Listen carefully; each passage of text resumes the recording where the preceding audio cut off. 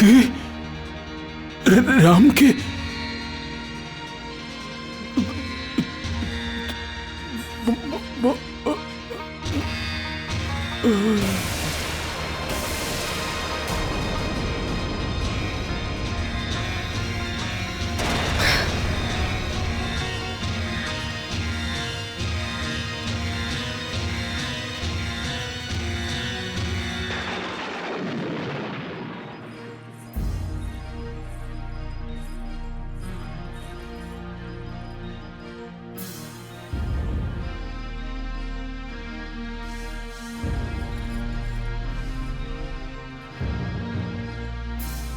রাম?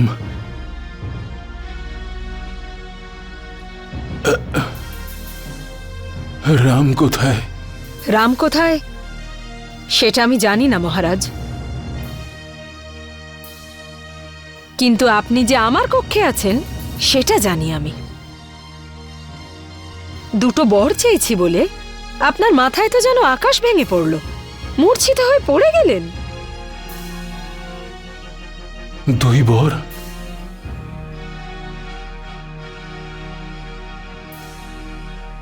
কইকেয়ী, তুমি হয়তো জানো না প্রিয় যে তুমি কি চেয়েছো। আমি চেয়েছি আর আমিই জানবো না? আমি ভালো করেই জানি আমি কি চেয়েছি মহারাজ। দুটো বর চেয়েছি আমি। একটা বরে ভরতের রাজ্যাভিষেক, আর দ্বিতীয় বরে রামের 14 বছরের বনবাস। শুধু এটুকুই তো চেয়েছি আমি।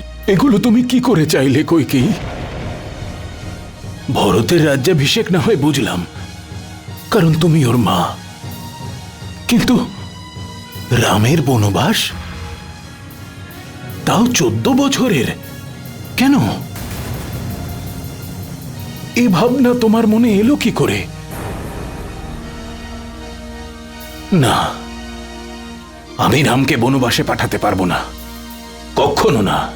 হতে পারে না? তাহলে রঘুবংশের ঢেড়া পেটাবেন না মহারাজ। বলবেন না যে আপনি রঘুবংশীয়। রঘুবংশের এই মহিমা কীর্তন করা বন্ধ করে দিন, যে প্রাণ গেলেও প্রতিজ্ঞা যাবে না। কইকেয়ী, তাহলে এরপর আর কাউকে কোনো কথা দেবেন না। বলবেন না যে বর চাও, চাও, যা চাইবে অযোধ্যা নরেশ দশরথ তাই দেবে, কারণ আপনি তো আপনার প্রতিজ্ঞা পূরণ করবেন না। যখন রঘুকুলের রাজাই নিজের প্রতিজ্ঞা ভঙ্গ করবেন, তখন এই বংশের বদনাম হবে। এমন কলঙ্ক লাগবে যে আপনাদের পূর্বপুরুষরা যে গঙ্গা নদীকে নিয়ে এসেছেন তাতেও পরিষ্কার হবে না। যে সূর্যবংশীয় হওয়ার জন্য গর্ববোধ করেন, সেই সূর্য উদিত হতে লজ্জা বোধ করবে। আজ থেকে আপনি আর আপনার কক্ষের বাইরে বেরোবেন না মহারাজ। কারোর সাথে সাক্ষাৎ করবেন না, অন্যথায় সবাই আপনার আসল রূপটা জেনে যাবে। সবাই জেনে যাবে যে অযোধ্যা নরেশ নিজের প্রতিজ্ঞা পূরণ করেন না। রাজার কথন আর তার কর্মে বিভেদ রয়েছে। মিথ্যাবাদী সে। কইকেয়ী, চিৎকার করবেন না। চিৎকার তো আমার করার কথা। আমার সাথে অন্যায় করা হচ্ছে, যাকে কথা দিয়েও আপনি রাখছেন না। আমি প্রতিশ্রুতি ভঙ্গ করছি না কইকেয়ী। আমি তো শুধু এটা বলছি যে তুমি অন্য বর চাও, অন্য কোনো ইচ্ছে প্রকাশ করো, আমি অবশ্যই পূরণ করব। অন্য কোনো ইচ্ছা? একটা ইচ্ছাও তো আপনি পূরণ করতে পারছেন না মহারাজ, আবার অন্য ইচ্ছা জানাতে বলছেন। দ্বিতীয়বার চাইলেও এই একই বর চাইব আমি, ভরতের রাজ্যাভিষেক আর রামের 14 বছরের বনবাস। এত কঠোর হয়েও না কইকেয়ী, হয়েও না এত কঠোর। তুমি তো সেই মা যে আমার রাম করে রামকে আদর করতে। তুমিই তো সেই মা যে গর্ব অনুভব করেছিল যখন রাম প্রথমবার তোমাকে, হ্যাঁ কইকেয়ী, তোমাকে মা বলে ডেকেছিল। আর মনে আছে কইকেয়ী, যখন আমি 4 রাজকুমারকে রাজকার্য ভাগ করে দিয়েছিলাম, তখন আমি রামকে রাজা করব, এটা শুনে তুমি কত খুশি হয়েছিলে। আর ভরতও বলেছিল যে সকল অযোধ্যাবাসী আমার রামকে রাজা দেখার জন্য অপেক্ষা করে আছে। মনে আছে তোমার কইকেয়ী? আমার কিচ্ছু মনে নেই। তুমি এত পাল্টে গেলে কি করে কইকেয়ী? কে তোমার হৃদয়ে রামের প্রতি এত বিষ ভরে দিয়েছে? আমি আমার 4 পুত্রকেই ভালোবাসি। রাম আর ভরত তো আমার 2 নেত্র কইকেয়ী। ঠিক আছে, আমি তোমার প্রথম ইচ্ছে পূরণ করব। আমি ভরতের রাজ্যাভিষেক করতে প্রস্তুত। এমনিতেও আমার রামের তো সিংহাসনের প্রতি কোনো লোভই নেই। কাল প্রভাত হলেই আমি আমার দূতকে কৈকেয়ী দেশে পাঠিয়ে ভরত আর শত্রুঘ্নকে ডেকে আনব, আর যত শীঘ্র সম্ভব শুভ সময় দেখে ভরতের রাজ্যাভিষেক করে দেব। কিন্তু তুমি তোমার দ্বিতীয় শর্ত ফিরিয়ে নাও কৈকেয়ী। রামকে বনবাসে পাঠানোর চিন্তা মন থেকে ত্যাগ করো। না, এরকম হবে না মহারাজ। যদি দিতেই হয় তাহলে এই 2 বরই দিন। রামের নামে দিব্যি করে আপনি আমার কাছে কথা দিয়েছেন যে আমি যা চাইব আপনি আমাকে তাই দেবেন।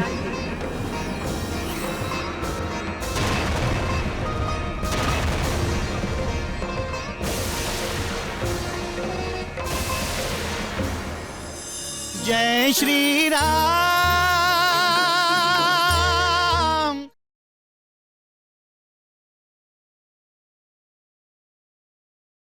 जय श्री राम।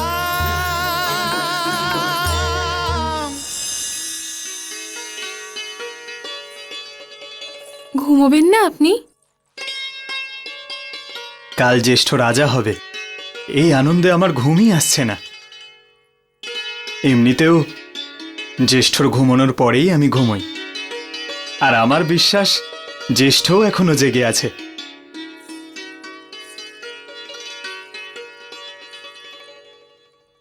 উর্মিলা, জ্যেষ্ঠ রাজা হবার পরে আমি হয়তো রাজ্যের কাজে ব্যস্ত হয়ে যাব। রাজ্যের প্রতি, প্রজাদের প্রতি আমার দায়িত্বও বেড়ে যাবে। হয়তো আমি তোমাকে আর সময় দিতে পারবো না। আমি তো আপনাকে আগেই বলেছিলাম, আবারও বলছি, আমার কোনো অসুবিধা হবে না, কিচ্ছু বলবো না।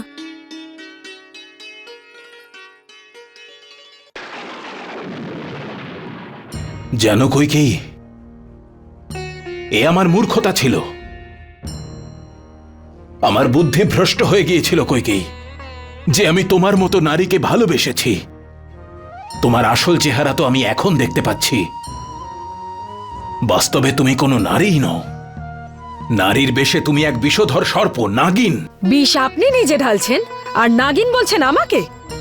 সকাল হতে না হতেই আমি রামকে বনবাসে যেতে দেখতে চাই। কৈকেয়ী, কৈকেয়ী, তুমি চাইলে আমি আমার প্রাণ দিয়ে দেব। আমি আমার শিরচ্ছেদ করে তোমার চরণে রেখে দিচ্ছি, কিন্তু আমার থেকে রামকে কেড়ে নিও না। রামের বিরহ আমি সহ্য করতে পারবো না, তুমি সেটা ভালো করে জানো। রাম আমার প্রাণ, আমি রামকে ছেড়ে বেঁচে থাকতে পারবো না কৈকেয়ী। আর আমি যদি আমার 2 বর না পাই তাহলে আমি জীবিত থাকবো না। কেন জেদ করছো কৈকেয়ী, কেন? তোমার এই জেদ সর্বনাশ ডেকে আনবে। সর্বনাশ যদি হওয়ার থাকে তো হবে। ভরত রাজা হবে আর রাম 14 বছরের জন্য বনবাসে যাবে। এই কথা তুমি নয় কৈকেয়ী, তোমার মুখ দিয়ে কাল কথা বলছে, কাল। আরে কুলঘাতিনী, পরে তুমি এত পস্তাবে যে তোমার চোখের জল মোছানোর মতো কেউ থাকবে না। অবশ্যই তোমার উপরে ওই কুবুদ্ধি মন্থরার প্রভাব পড়েছে। সেই কারণেই তুমি এই ছোট্ট কথাটা বুঝতে পারছো না যে ভরতকে রাজা বানানোর জন্য রামকে বনবাসে পাঠানোর কোনো আবশ্যকতা নেই। আর হয়তো তুমি এটাও ভুলে যাচ্ছ কৈকেয়ী যে রামকে ছাড়া ভরত সিংহাসনে বসবে না। একটু ভাবো কৈকেয়ী, একবার ভাবো যে প্রজারা কি বলবে। আমি যদি রামকে বনবাসে পাঠাই, সবাই তো এটাই বলবে যে দশরথের কাছে রামের মতো পুত্রের থেকেও এক নারীর মূল্য বেশি। আর বিচার সভায় যখন জানতে চাওয়া হবে যে নারী আপনার প্রাণ বাঁচিয়ে আপনাকে নতুন জীবন দিয়েছে, যে স্ত্রীকে আপনি কথা দিয়েছিলেন, সেই কথা আপনি কেন রাখলেন না, তখন আপনি কি বলবেন? আমি জানতে চাই, ভরত কি আপনার পুত্র নয়? আমি কি আপনার বিবাহিত স্ত্রী নই? তাহলে আপনি আপনার প্রতিজ্ঞা কেন রাখছেন না? বুঝতে পেরেছি, আপনি আমাকে আর বিশ্বাস করেন না। আর স্বামী স্ত্রীর মধ্যে যখন বিশ্বাসটাই থাকে না, তখন আর কেন বেঁচে থাকবো? আমার তো প্রাণ বিসর্জন দেওয়াই উচিত। মহারাজ, যদি আপনি আমাকে আমার চাওয়া বর না দেন, তাহলে মনে রাখবেন আমি আমার প্রাণ ত্যাগ করব। রামের রাজ্যাভিষেক দেখার চেয়ে এটা ভালো হবে যে আমার চোখ চিরতরে বন্ধ হয়ে যাক।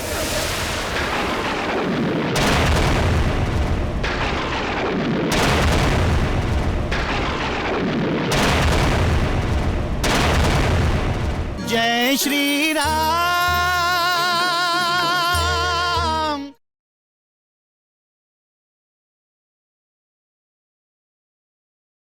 जय श्री राम।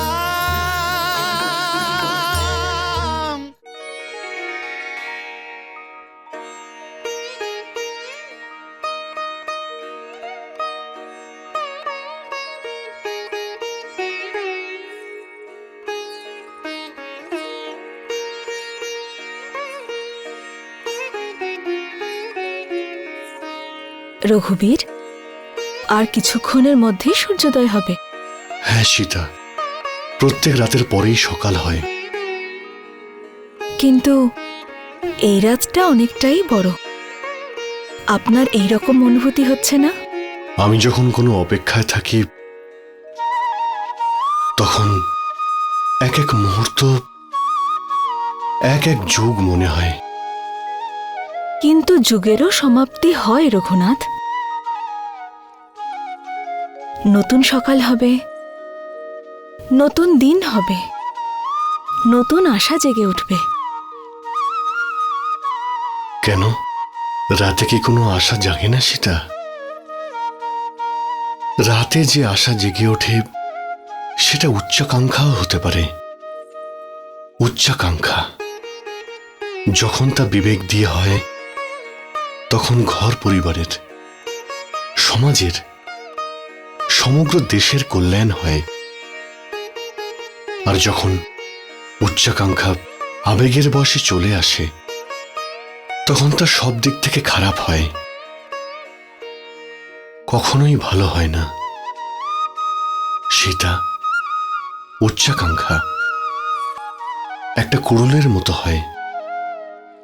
সঠিকভাবে তার ব্যবহার করলে তখন কাঠ কেটে যায়, আর অন্য কোথাও মন থাকলে তখন কুড়ুল নিজের পায়ে কেটে দেয়। আপনি আপনার প্রতিজ্ঞা পূরণ করুন বা না করুন, এই কইকেই নিজের প্রতিজ্ঞা পূরণ করবেই। যদি আমি বর না পাই, তাহলে রামের রাজ্যাভিষেকের আগেই এই কইকেই চিতাকে আলিঙ্গন করবে। হে ঈশ্বর, হে ঈশ্বর, এ কেমন লীলা তোমার!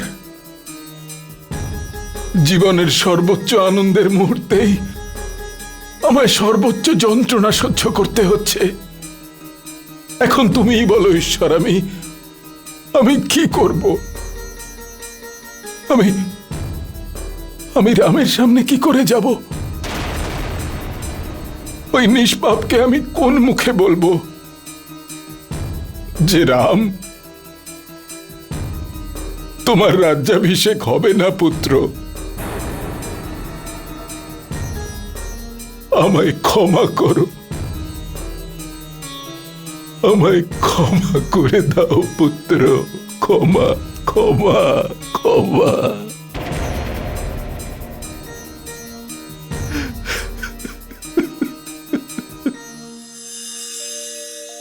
রঘুনন্দন, রাজা হওয়ার পরে আপনি কি কি করবেন সেটা আপনি ভেবেছেন?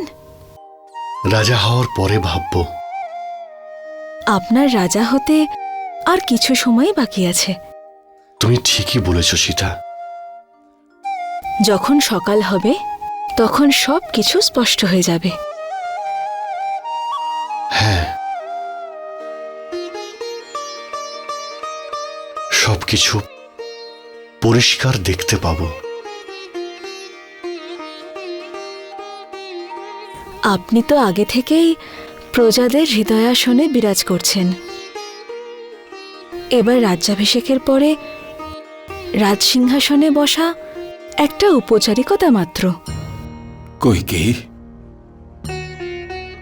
আমি তোমার সামনে হাত জোর করছি, রামকে বনে পাঠানোর কুচিন্তা তুমি ত্যাগ করো। যদি তুমি আমার কথা মেনে নাও তাহলে তাহলে দশরথ সারা জীবন তোমার সেবক হয়ে থাকবে। আমি সেবক চাই না, আমি শুধু আমার দুটো বর চাই মহারাজ। কৈকেয়ী, একটু দয়া করো। আমি আমি তোমার পায়ে পড়ছি কৈকেয়ী। কৈকেয়ী, আপনি তো বাচ্চাদের মতো বিলাপ করছেন মহারাজ। যদি আপনি আমার বর দিতে না চান তাহলে দেবেন না, যান, তাহলে আমার অন্তিম সংস্কারের ব্যবস্থা করুন। এ কথা বলো না কৈকেয়ী, বলো না। তাহলে উঠুন মহারাজ, যে কোনো মুহূর্তে সূর্যোদয় ঘটবে।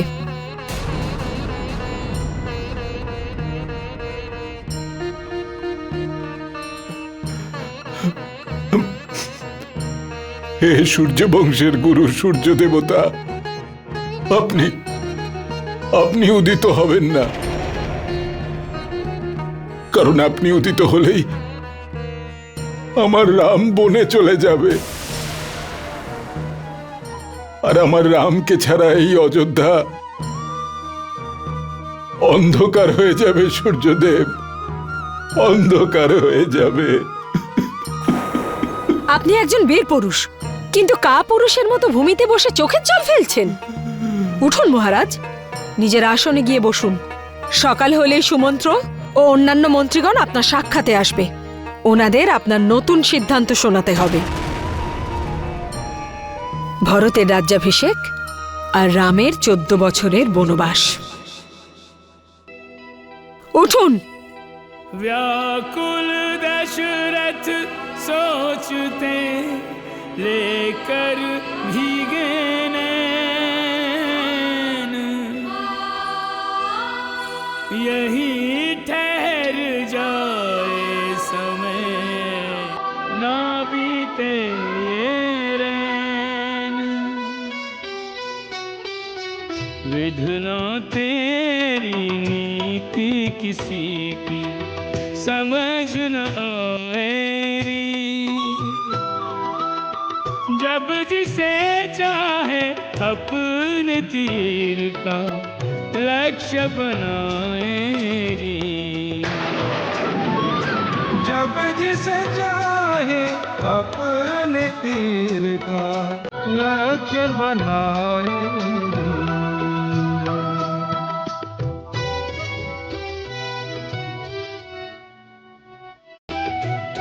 सूरज रे सुन कहना मेरा, आज न आना लेके सवेरा, क्या मुँह लेकर भेंट करेगा अपने राम से दशरथ तेरा। आज की रैन जो बीत गई तो 14 बरस को होगा अंधेरा।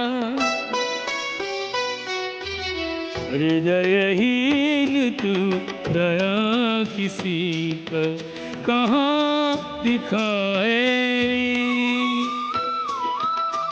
जब जिसे चाहे अपने तीर का लक्ष्य बनाएगी। विधना तेरी नीति किसी की समझ न आएगी।